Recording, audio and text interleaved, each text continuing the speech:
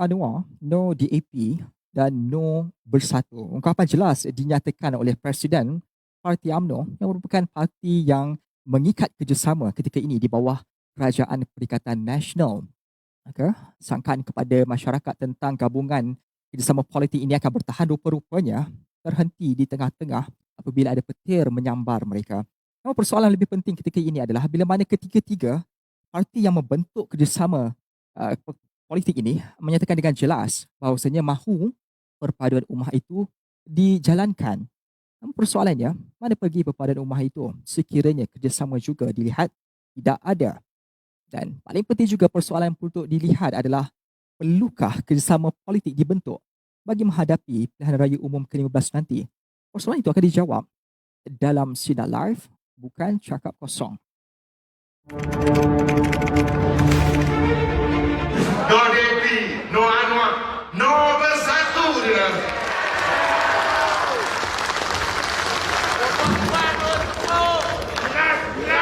Tidak perwakilan, tidak ada perbincangan sama ada saya atau timbalan atau mana-mana pemimpin dengan mana-mana parti yang saya sebutkan tadi. Secara resmi atau tidak resmi, terutama dengan PKR atau DAP, tidak ada. Yakin dengan kami, percaya dengan kami. InsyaAllah, UMNO harus didahulukan.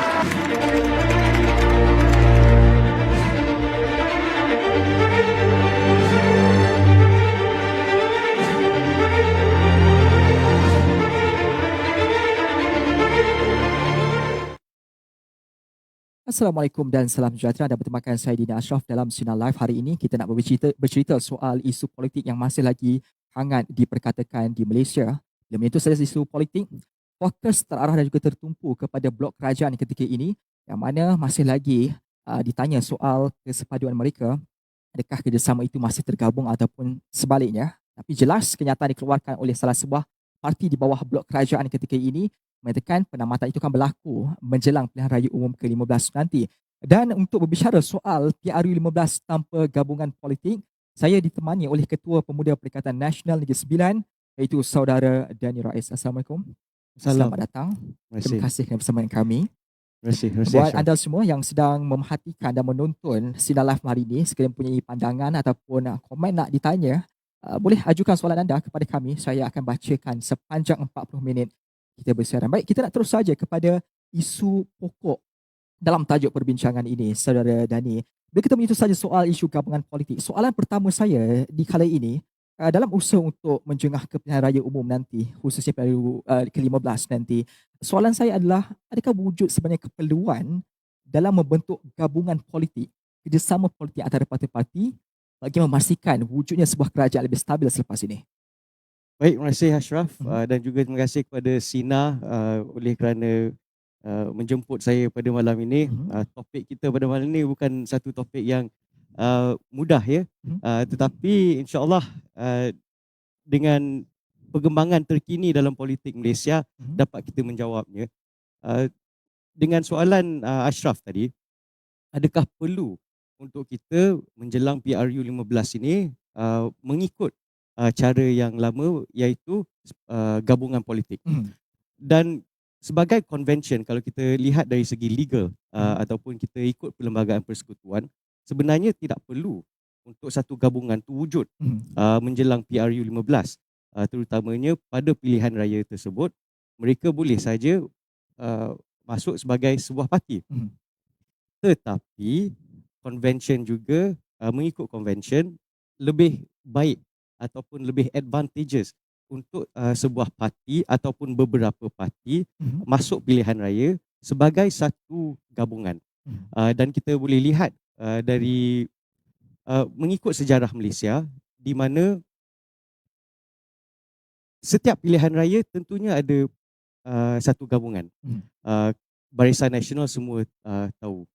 Sebelum ni ada Pakatan Rakyat, Pakatan Harapan, Perikatan Nasional, dan banyak lagi. Jadi ia terpulang kepada sekumpulan parti politik yang sedia ada pada masa itu. Untuk pengetahuan Ashraf, ianya juga penting dalam satu gabungan untuk semua parti dalam gabungan tersebut mempunyai satu perfahaman Mhm. yang sama. Takkanlah mereka ada perfahaman yang sangat-sangat berbeza. Mhm. Kalau macam tu payah sikit kalau nak buatkan satu Mhm. gabungan. Tetapi itulah menjelang PRU 15 ni saya lihat terutamanya dengan situasi sekarang Mhm. di mana tiada satu parti yang mempunyai kerusi yang mencukupi untuk tubuhkan kerajaan. Justru gabungan politik ataupun kerjasama politik sangat penting bagi menghadapi pilihan raya umum. Penting itu penting oleh kerana kalau mereka tidak mempunyai cukup kerusi memang Mhm. susah untuk tubuh kerajaan, Mhm. dan kita boleh lihat pada senario politik yang telah berlaku di mana uh, Pakatan Harapan sebelum ni Mhm. bergabung bersama untuk mendapatkan cukup kerusi, dan juga selepas Tun Mahathir telah meletak jawatan Mhm. untuk mengadakan kerajaan baru, untuk tubuhkan kerajaan yang baru. Tan Sri Muhyiddin bekerjasama bersama PAS dan UMNO untuk mendapatkan kerusi yang cukup. Jadi dari segi constitutional context dia Mhm. sangat penting. Gabungan ini sangat penting. Tetapi soalan dia, adakah gabungan itu satu gabungan yang boleh bekerjasama? Mhm. Adakah gabungan itu uh, in the best interest of the rakyat, Mhm. contohnya? Bercakap soal gabungan ini, saya suka untuk melihat kepada situasi semasa yang berlaku. Kalau di peringkat blok kerajaan ketika ini, ada kita panggil sebagai Kerajaan Perikatan Nasional, dan satu lagi part adalah kita panggil sebagai Parti Perikatan Nasional. Dalam konteks ini, saya nak bertanya tentang keadaan situasi di peringkat Parti Perikatan Nasional, kemampuan mereka sekiranya mereka berjalan solo sahaja. Adakah mereka ini mempunyai satu kompetensi yang kukuh bagi memastikan bahawasanya mereka bersedia untuk menghadapi pilihan raya umum nanti? Saya rasa sedia tidak bersedia itu soalan lain. Mhm. Oleh kerana sebuah parti politik sebenarnya harus sentiasa bersedia. Mhm. Oleh kerana kita pun tidak tahu apa yang akan berlaku. Mhm. Contohnya tiada seorang pun yang boleh nampak yang seorang Perdana Menteri akan meletak jawatan. Mhm. Contohnya, jika pada masa itu ada pilihan raya, takkan sebuah parti politik ataupun gabungan politik akan cakap, oh maaf tak boleh pilihan raya sebab kita tak bersedia. Mhm. Uh, it doesn't make sense. Mhm. Jadi sekiranya parti Perikatan Nasional ataupun parti, Mhm. mana-mana parti yang masuk pilihan medan pilihan raya, wawanya harus bersedia. Bercakap soal sedia ini, seperti yang disebut tadi, sedia itu perlu bersedia pada bila masa saja. Maka adakah di peringkat Perikatan Nasional sendiri, memang ada juga di Bersatu sendiri, memang sudah menjangkakan perkara yang sebegini berlaku, sebagai contoh UMNO akan keluar dan tidak bersama dalam pilihan raya umum ke-15 ini? Yang ni kita selalu cakap wallahualam. Mhm. Sebab kita pun tak tahu otai-otai yang ke atas apa yang Mhm. mereka akan putuskan. Jadi yang politik besar Di tu awalnya kita, bacaan politik itu sudah ada. bacaan politik tu kami mengharap yang terbaik. Mhm. Itu penting. Oleh kerana sekarang ni negara uh, pelbagai isu yang melanda negara sekarang ni, terutamanya ekonomi dan juga wabak COVID. Mhm. Dan dari situ, dari sudut itu, Mhm. pentingnya untuk kita mengharap yang terbaik untuk satu kerajaan yang stabil Mhm. supaya kita boleh bergerak ke hadapan demi kepentingan rakyat. Oleh kerana jika ekonomi dan sebagainya kurang, pastinya rakyat juga kurang puas Mhm. dengan kerajaan. Jadi kestabilan satu kerajaan itu sangat-sangat penting. Jadi dengan itu sebab itulah kita sentiasa mengharap bahawa parti-parti dalam gabungan kerajaan akan sentiasa bekerjasama demi kepentingan rakyat. Kepentingan rakyat itu pastinya akan diceritakan oleh mana-mana parti politik sekalipun. Cuma saya tertarik untuk melihat dalam konteks politiknya sendiri tentang kesediaan Perikatan Nasional bila mana sebelum ini mahu bekerjasama dengan UMNO. Justru itu persoalan saya ketika ini adalah, adakah sebenarnya Perikatan Nasional sendiri di awalnya sudah bersedia untuk menghadapi kebarangkalian seperti ini, yang mana parti UMNO sendiri tidak mahu bekerjasama dengan Bersatu dalam pilihan raya umum ke-15 nanti? Uh, the simple answer, yes. Memang sudah dijangka daripada awal. Sebab kita harus, seperti mana saya sebut tadi, Mhm. kita harus jangka apa yang boleh berlaku, apa yang tak berlaku. Mhm. We have to prepare ourselves, terutamanya parti politik ni dia bukan NGO. Mhm. NGO tak masuk medan pilihan raya. Sebuah parti politik tentunya akan masuk ke pilihan raya. Jadi kita sentiasa harus uh, be prepared dengan apa-apa yang berlaku. Mhm. Technical issue sikit lah Mas. Secara rangkuman, saya boleh juga mengatakan bahawa saja berdasarkan pada jawapan yang diberikan, disebabkan sudah sedar daripada awal lagi kebarangkalian itu akan berlaku, maka Bersatu memilih jalan strategi politik dengan mewujudkan satu bentuk parti politik baru, Perikatan Nasional. Setuju? Ulang lagi. Disebabkan fakta ataupun kebarangkalian itu sudah dikesan daripada awal, ada kebarangkalian parti-parti ke dalam kerjasama di Perut Kerajaan ini akan keluar, tidak bersama dalam pilihan raya umum nanti. Maka strategi yang diambil oleh Parti Bersatu adalah mewujudkan satu parti baru dikali sebagai Parti Perikatan Nasional bersama dengan beberapa gabungan parti politik lain. Saya tak setuju. Saya juga nafikan oleh kerana Perikatan Nasional telah diwujudkan untuk kebaikan kerjasama parti-parti. Bukan bukan untuk situasi just in case. Saya rasa yang itu kita akan sensasikan isu, jadi tak perlulah kita sentuh. Oleh kerana seperti mana saudara Ashraf tadi sebut, adakah kita telah jangkakan dari mula akankah UMNO keluar dari parti, akankah ini berlaku? Jawapan dia senang, kita sentiasa prepared. Sama ada UMNO keluar, UMNO tidak keluar, sama ada PAS nak bekerjasama dengan UMNO atau PAS nak bekerjasama dengan Bersatu, itu terpulang pada mereka. Tetapi pilihan raya itu tetap wujud, dia akan berlaku dan silap partilah kalau mereka tak sedia. Saya tertarik di awal tadi, saudara Daniel dia menyebut berkaitan tentang kerjasama atau gabungan politik itu dilihat antara perkara yang penting juga untuk dilihat. Dalam masa sama ia akan membantu kepada blok tersebut untuk memenangi dalam pilihan raya umum nanti. Dalam konteks apa yang berlaku pada ketika ini dengan keluarnya Parti UMNO daripada kerjasama politik ini menjelang pilihan raya umum ke-15 nanti, soal manfaat, bagaimana di peringkat Perikatan Nasional? Adakah manfaat ataupun keberuntungan kepada blok anda sendiri akan berlaku kerugian di situ? Saya rasa tiada kerugian. Tentunya jika dipastikan bahawa setiap parti dalam gabungan itu dijaga dengan elok. Menyebut soal tiada kerugian, saya tertarik juga melihat kepada beberapa kenyataan dikeluarkan oleh kepimpinan daripada PAS, kepimpinan Bersatu sendiri yang menyebut bahawasanya mereka sentiasa membuka ruang dan peluang kepada mana-mana parti politik untuk bersama. Juga seolah-olah menunjukkan bahawasanya mereka masih mahukan UMNO untuk bersama dalam satu perikatan ini. Kalau tiada kerugian, mengapa perlu masih lagi menagih ataupun memohon supaya UMNO masih lagi bersama dengan mereka dalam pilihan raya umum ke-15 nanti? Yang tu saya tak boleh jawab bagi pihak PAS, tetapi kita boleh berikan mereka benefit of the doubt, di mana Bersatu dan PAS terutamanya, naratif mereka sentiasa yang sama, di mana mereka inginkan perpaduan ummah, perpaduan rakyat dan sebagainya. Dan mereka lihat bahawa ini boleh dicapai menerusi hubungan yang baik dengan UMNO. Jadi tak ada masalah untuk mereka inginkan ataupun secara terbuka mengharapkan untuk kerjasama dengan politik iaitu UMNO. Tetapi pada masa yang sama mereka ni pun banyak pengalaman, oleh kerana dalam politik anything can happen. Kita telah lihat mereka yang sebelum ni bermusuh boleh juga berkawan, berpeluk dan bekerjasama. Jadi itulah itu harapan mereka. Harapan contohnya seperti saudara Ashraf tadi sebut, itu harapan PAS untuk bekerjasama untuk mengukuhkan perpaduan. Tapi kalau benda itu tak berlaku, Allahualam lagi. Saya suka juga nak melihat kepada Parti Perikatan Nasional yang terbentuk lebih kurang pada Ogos tahun 2020 yang lalu. Sebuah parti yang kira baru, tak sampai setahun pun lagi diwujudkan. Soal kemampuan parti ini dalam menghadapi pilihan raya umum ke-15 nanti, bagaimana persiapan ataupun setidak-tidaknya melihat kepada kekuatan yang ada pada Parti Perikatan Nasional ini? Adakah bersedia untuk menghadapi pilihan raya umum ke-15 nanti, termasuk daripada segi gerak kerja, koordinasinya, jenteranya sendiri? Bagaimana? Oleh kerana saya sedikit susah untuk jawab tu sebab ni secara keseluruhan kesediaan parti itu ataupun gabungan itu, terutamanya Perikatan Nasional menghadapi pilihan raya.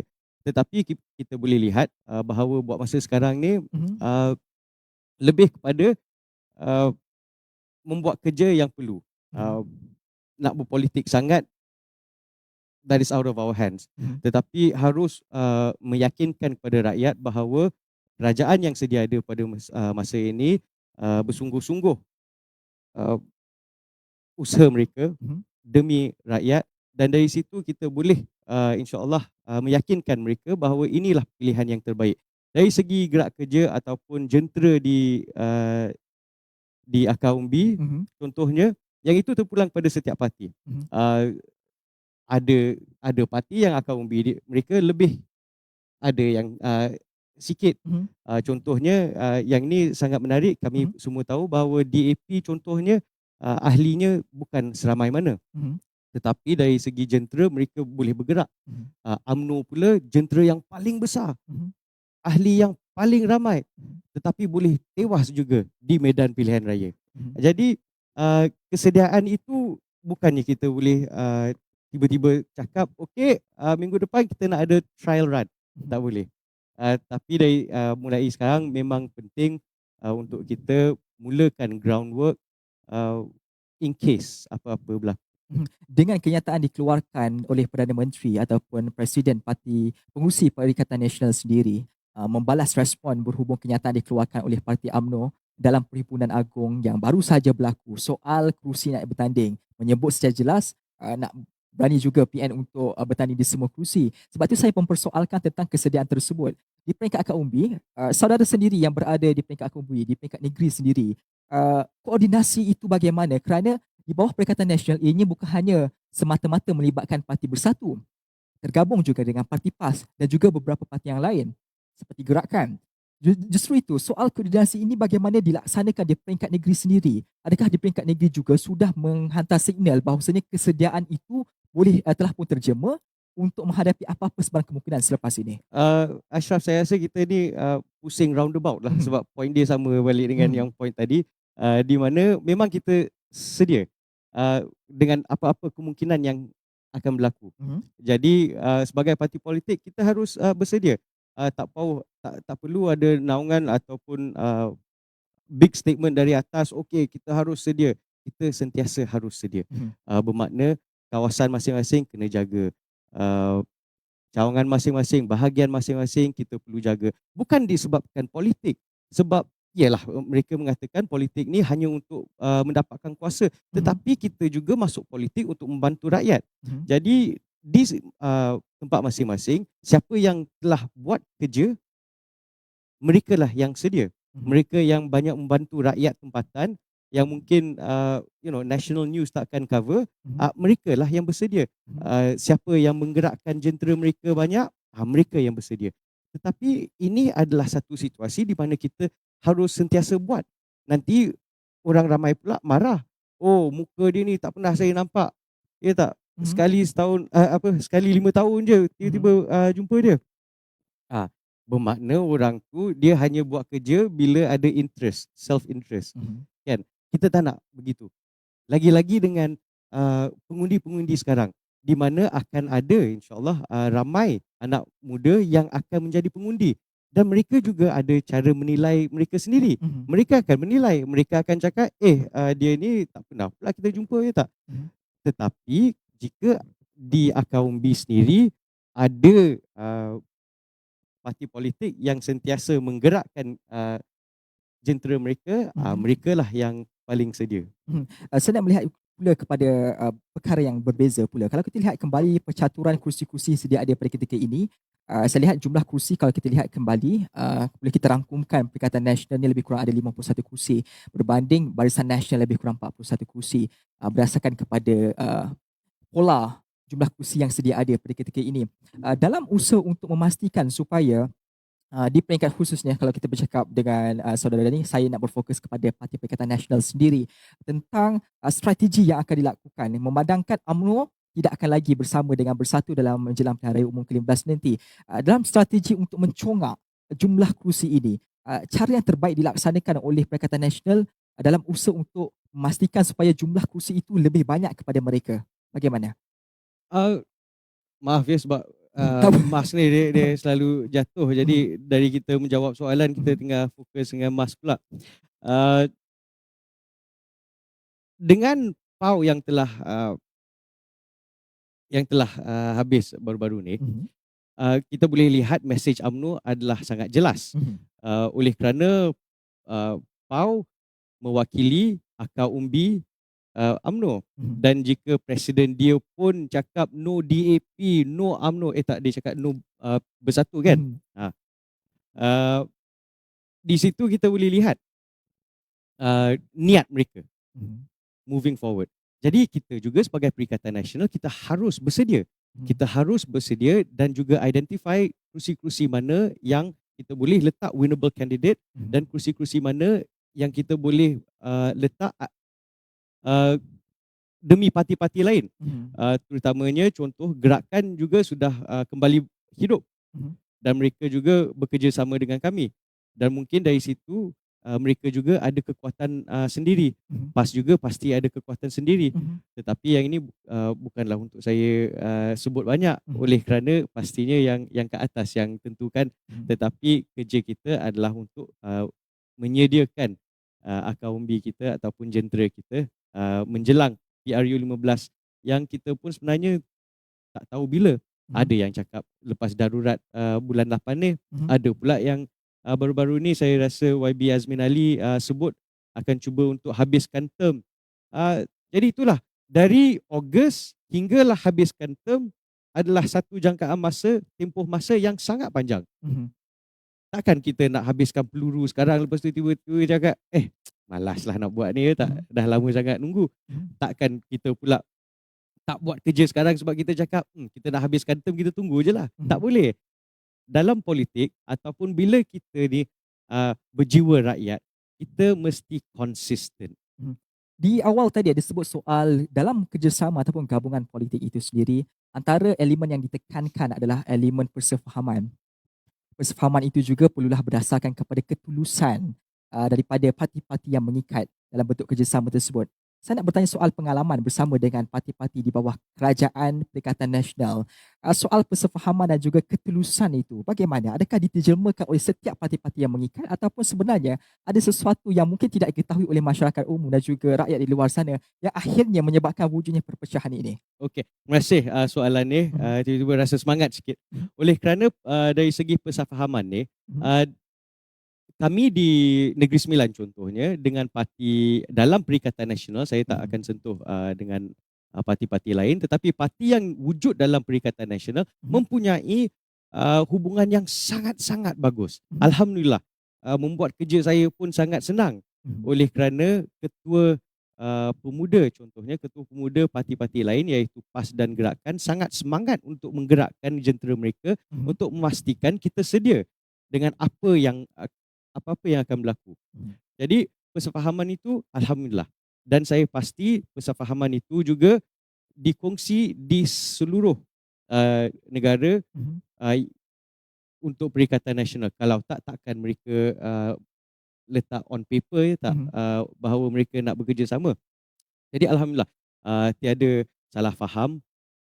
Mereka juga sekarang dah saya kongsi sikit lah ya, Mhm. Saudara Ashraf, di mana anak muda sekarang memang sudah letih. Letih oleh kerana setiap hari keluar je sebab surat khabar diorang dah tak baca. Mhm. Buka je handphone, headline baru, adalah isu politik. Adalah isu politik. Ada Mhm. juga isu politik. Bila dah bersama, nak pula tak nak bersama, Mhm. contohnya. Jadi orang pun dah keliru. Rakyat pun dah confused, pening sebenarnya tiap hari melihat perkara ini.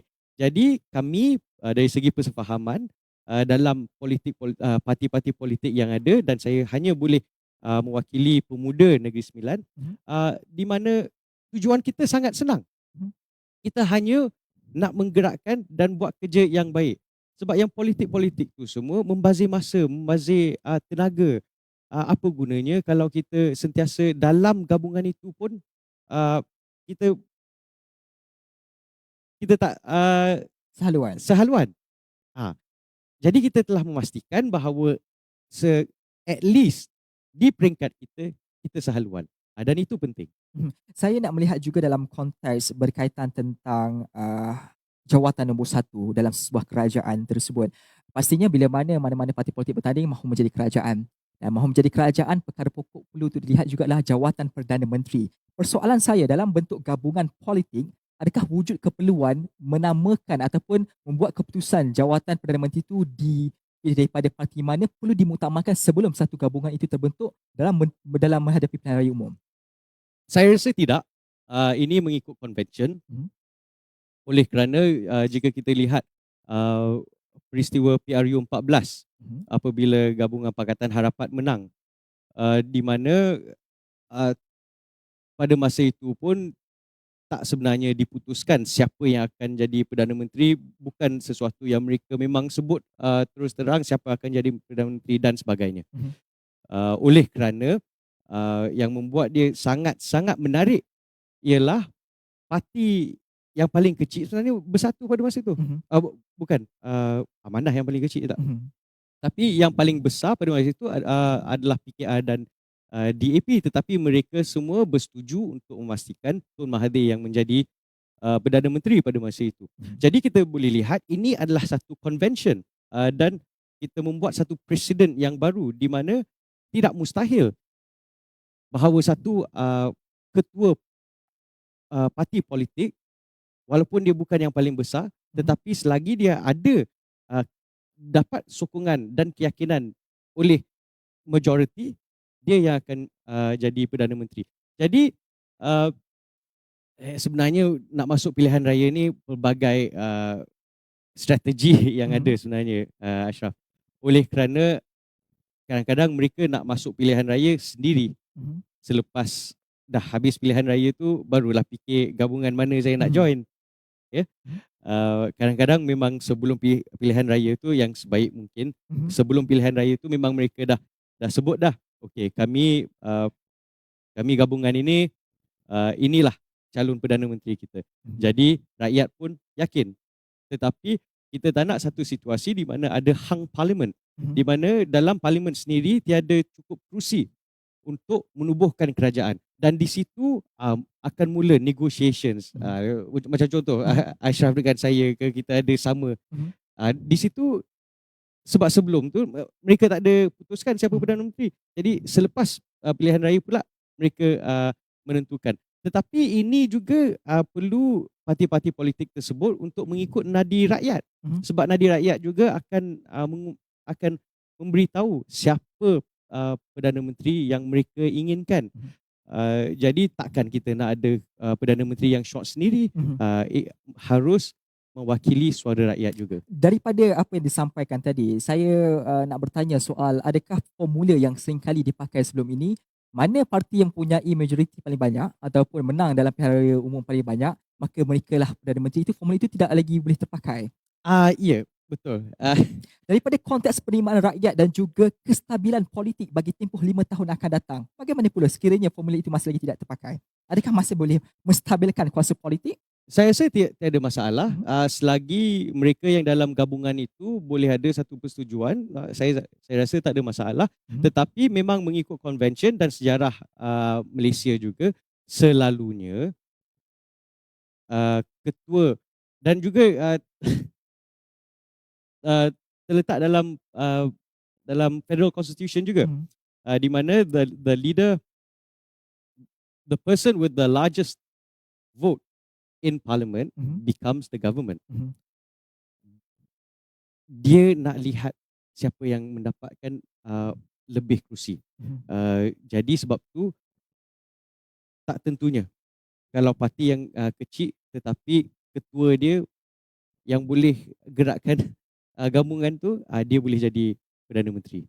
Saya nak melihat pula dalam konteks soal yang disebut tadi, gabungan itu sepatutnya adakah perlu sebelum ataupun selepas pilihan raya berlaku. Memetik kepada kenyataan dikeluarkan oleh dua Setiausaha Agung Parti hari ini, Bersatu dan juga PAS.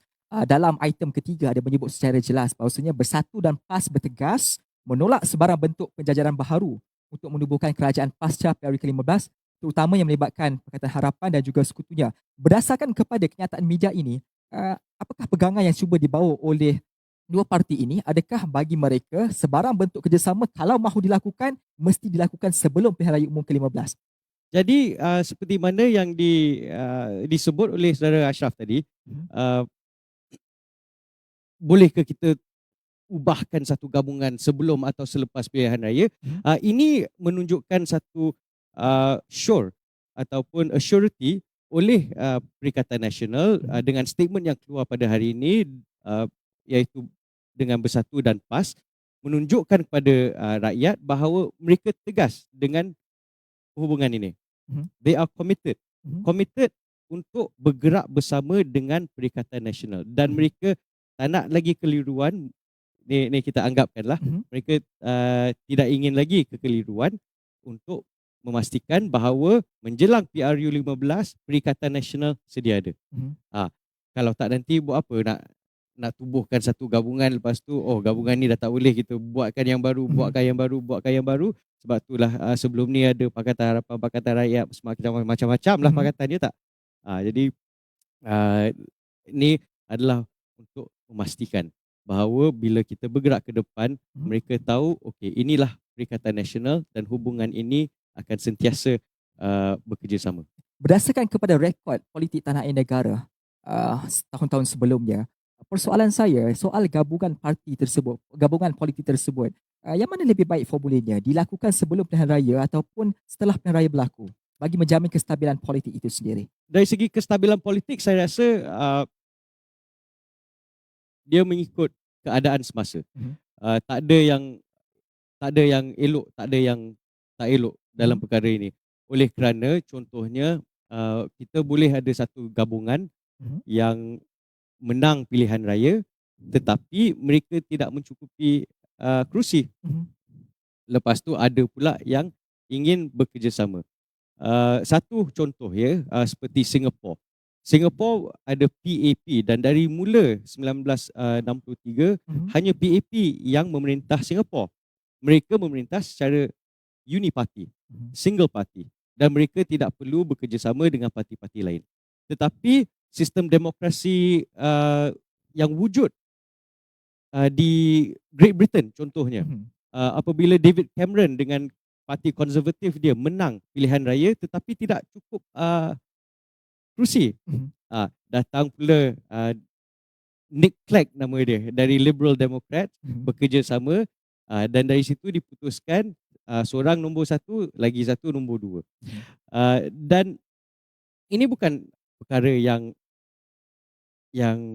sangat luar biasa. This is something very normal.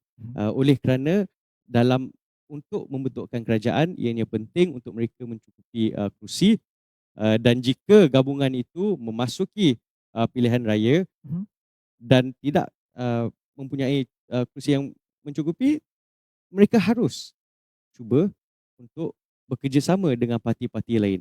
Jadi satu gabungan itu sentiasa harus fleksibel. Boleh bertambah ahli, ataupun kalau sesiapa yang nak keluar boleh je keluar. Kalau tak, macam dictator style pula. Soal flexibility dalam gabungan itu sendiri juga menyebabkan satu persoalan besar akan ditanya, kerana kita sudah pun menghadapi dan melaluinya ketika ini, iaitu tentang kestabilan politik sebentar tadi yang saya sebut. Kalau kita lihat kembali, kalau nak cakap soal flexibility, apa yang kita lakukan ketika ini adalah flexibility, tetapi akhirnya tergugat kestabilan politik itu. Betul. Kestabilan sangat-sangat penting dalam, terutama sekarang, di mana satu dunia ada isu dan kerajaan kita harus stabil. Tetapi bila tergugat seperti ini, perlulah parti-parti itu cari cara yang baru untuk bergerak ke hadapan. Flexibility itu dalam dunia demokrasi memang akan ada flexibility. Dan ini memang sebenarnya kalau kita lihat apa yang UMNO sedang buat sekarang ni, terpulang pada mereka. Jika mereka nak bekerjasama atau mereka tidak ingin bersendirian dalam PRU, itu terpulang pada mereka. Tetapi dari sini, Saudara Ashraf, dari sini kita berikan peluang pada rakyat untuk mereka menilai, untuk mereka melihat siapa yang berpolitik dan siapa yang ingin bekerja demi negara. Buat masa sekarang ni, memang rakyat ada juga ramai juga yang komplain berkenaan ekonomi, berkenaan isu-isu ataupun SOP. Tetapi penting untuk satu kerajaan yang stabil bergerak bersama. Ada yang dalam kabinet, termasuk ahli-ahli UMNO, menteri UMNO, yang kami boleh lihat bersungguh-sungguh mereka bekerja. Mhm. Contohnya YBKJ dengan pelan vaksinasi beliau buat masa sekarang ni pula disuruh keluar kabinet. Macam mana vaccination kita lepas ni? Mhm. Jadi yang ini terpulang pada rakyat untuk menilai. Kestabilan itu penting. Tetapi jika ada unsur ketidakstabilan, silap siapa? Baik, saya tertarik bila saya menyentuh soal isu kabinet daripada ahli UMNO sendiri. Dan saya nak merujuk pula kepada kenyataan Perdana Menteri yang mengatakan bahawasanya ahli kabinet yang sedia ada daripada UMNO akan kekal menjawab jawatan sehinggalah ke PRU ke-15 nanti.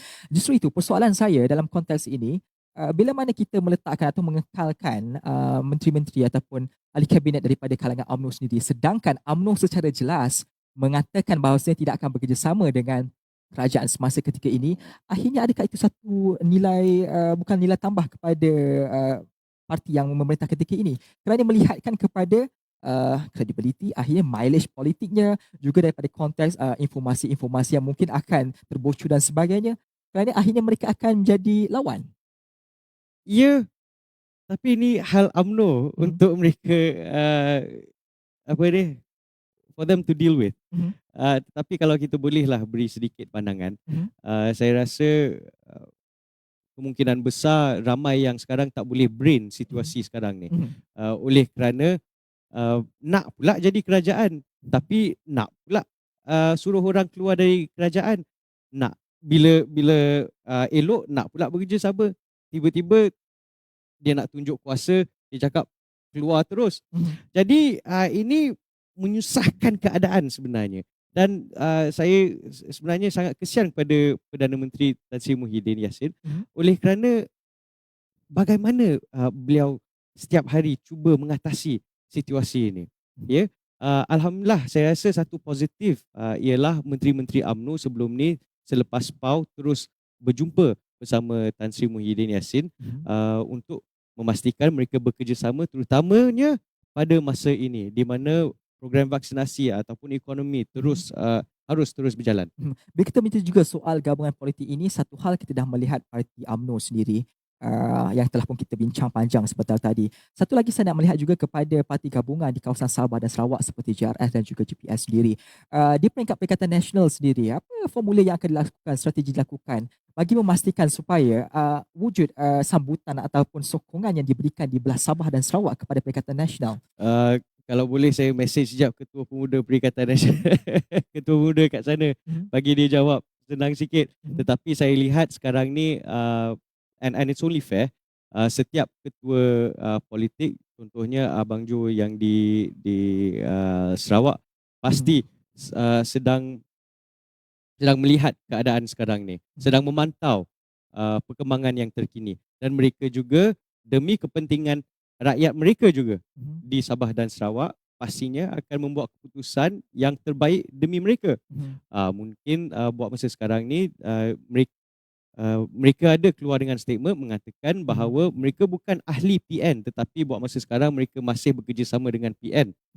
Jadi yang itu terpulang pada mereka. Kita harap salinan hubungan ini antara kedua-dua parti akan terus bekerjasama, dan saya rasa dan saya juga pasti mereka akan buat keputusan yang terbaik demi negeri masing-masing. Itu termasuklah Sabah, termasuklah Sarawak. Tetapi alhamdulillah saya rasa buat masa sekarang ni di sana nampak agak stabil, tetapi pastinya mereka juga akan menggunakan keadaan sekarang mungkin untuk memastikan apa yang mereka inginkan akan dicapai. Saudara ni, kita sudah pun berada di penghujung rancangan pada hari ini. Saya ada satu soalan terakhir untuk kita melihat dan saya nak bertanya pandangan daripada seorang Ketua Pemuda Perikatan Nasional sendiri. Saya berbalik pula pada kenyataan media dikeluarkan hari ini. Bercerita dalam item keempat menyebut secara jelas Bersatu dan PAS sentiasa komited untuk memperkukuhkan penyatuan ummah dan juga perpaduan seluruh masyarakat majmuk. Jadi soalan saya kepada saudara Daniel sendiri sebagai seorang Ketua Pemuda Perikatan Nasional, daripada sudut pandang dan juga hati seorang Ketua Pemuda Perikatan Nasional, adakah masih lagi mahu mengharapkan gabungan ataupun kerjasama daripada Parti UMNO dengan Kerajaan Perikatan Nasional bagi pilihan raya umum ke-15 sendiri? Pandangan saya, jika UMNO mempunyai hasrat yang baik, marilah kita bekerjasama. Tiada masalah. Jika impian kita adalah untuk menyatukan ummah, untuk menyatukan rakyat kita, khususnya yang Melayu, inilah cara yang terbaik untuk bekerjasama. Baik, terima kasih. Tetapi terpulang pada mereka juga, sebab kita juga kena jaga seluruh rakyat dan semua bangsa. Di peringkat saudara sendiri masih lagi membuka ruang untuk kerjasama itu berlaku. Pasti. Okay, baik, terima kasih di atas buah bicara ataupun buah fikiran telah pun diberikan. Itu saudara Dani Rais, seorang ketua pemuda Perikatan Nasional Negeri Sembilan, atas buah fikiran dan juga maklumat yang telah diberikan. Baik, terima kasih kerana datang pun bersiaran bersama kami selama 40 minit ini. Jangan lupa esok Wacana Sinar bagi edisi ke-244 kembali lagi jam 8.30 malam. Bercerita soal PN kekal stabil tanpa UMNO yang akan dimoderatorkan oleh saudara Ahmad Fahmi Muhammad Samsudin, yang mana akan membawa individu daripada UMNO, juga daripada Bersatu dan juga seorang majlis politik. Jangan lepaskan peluang untuk menontonnya pada hari esok. Dan kepada anda semua, terima kasih kerana meluangkan waktu dan juga masa pada ketika ini. InsyaAllah kita akan berjumpa lagi. Assalamualaikum dan selamat malam Malaysia.